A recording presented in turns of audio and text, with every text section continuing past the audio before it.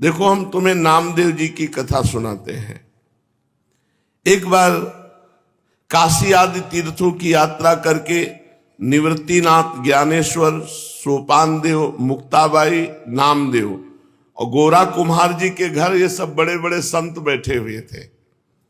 तो उनके यहाँ एक थापी पड़ी हुई थी जिससे मटकी को गोल किया जाता है।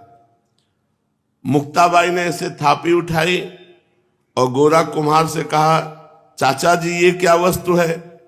गोरा कुम्हार जी ने कहा, ये थापी है। मुक्ताबाई ने कहा, ये किस काम में आती है? गोरा कुम्हार ने कहा, इससे मिट्टी के घड़े को ठोक ठोक करके देखा जाता है कि पक्का हो गया कि कच्चा भी है। मुक्ताबाई ने कहा, अच्छा, इससे देख करके पता चलता है पीट करके कि घड़ा पक्का है या कच्चा? तो मैं देखूं घड़ा पक्का है कि कच्चा? तो उनका देख लो। उन्होंने समझा घड़े की बात। उन्होंने ज्ञानदेव, सोपानदेव, एकनाथ जी, बड़े बड़े भक्त जो बैठे थे, सब कैसे थापी मारी। कोई नहीं बोला। जब नामदेव जी के थापी मारी तो उन्होंने कहा, ये क्या है? ये क्या खिलवाड़ कर रहे? सर पे थापी मार। बोले, चाचा ये घड़ा कच्चा है। ये बोल पड़ा, ये घड़ा कच्चा है। तो सब संत हंस दिए और गोरा कुम्हार जी भी हंस दिए और कहा, अच्छी बात है, कच्चे हैं नामदेव। नामदेव जी को बड़ा सकुच लगा, एक अपमान जैसा प्रतीत हुआ और वे क्रुद्ध हो गए। उन्होंने कहा, आप दोबारा थापी हमारे माथे पे मत मार देना। और सब लोगों ने हमें कच्चा क्यों कहा? यह अन्यायपूर्ण क्रिया साधु होकर के ऐसा थोड़ी किया जाता है। नामदेव जी ने कहा। गोरा कुमार और अन्य साधुओं के मस्तक पर जब थापी थप थप करके लगी तो किसी ने नहीं बोला, लेकिन नामदेव जी को गुस्सा आ गया और नामदेव जी ने ऐसा बोला।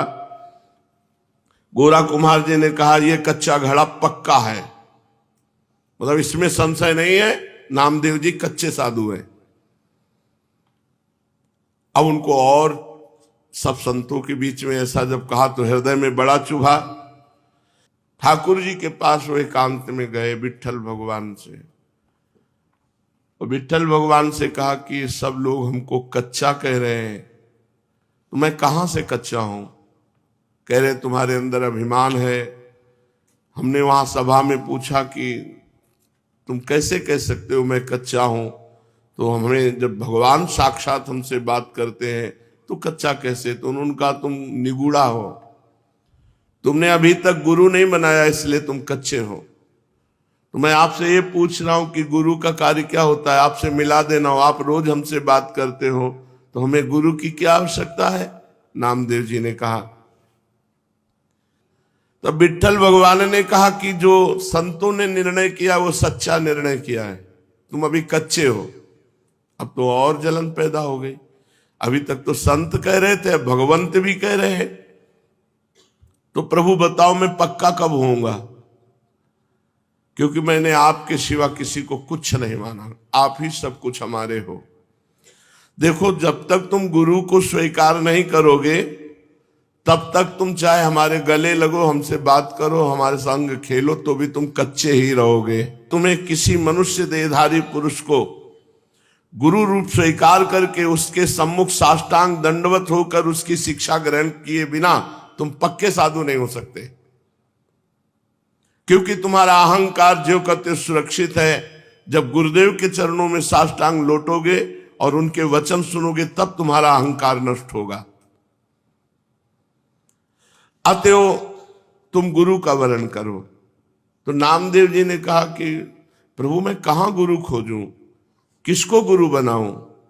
तो कहा, जाओ, सामने जंगल है, उसमें एक भगवान शंकर का मंदिर है, उसमें एक विशोबा खेचर नाम के महापुरुष पड़े हुए हैं, उनको गुरु रूप में वर्ण कर लो।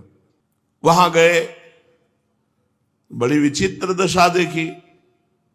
वो बड़े अवधूत कोटि के महापुरुष, भगवान शंकर के पिंड पर जो चिन्ह है शिवलिंग, उस पे तो पैर रखे हुए हैं और डेहरी पे सर रखे हुए आराम से सो रहे हैं। नामदेव जी गए, उन्होंने कहा कि इनको क्या गुरु बनाए, ये तो साधारण वैष्णव धर्म को भी नहीं जानते हैं। शिवलिंग पर पैर रखे हैं और डेहरी पर सिर रखे हैं। कहा महात्मा शिव जी से पैर हटाइए, तो आंख खोल के देखा और कहा बेटा जहां शिव ना हो वहां पैर रख दो। इस बात को वो समझ नहीं पाए कि कण कण शिव स्वरूप है, कोई ऐसा कण नहीं जहां शिव ना हो।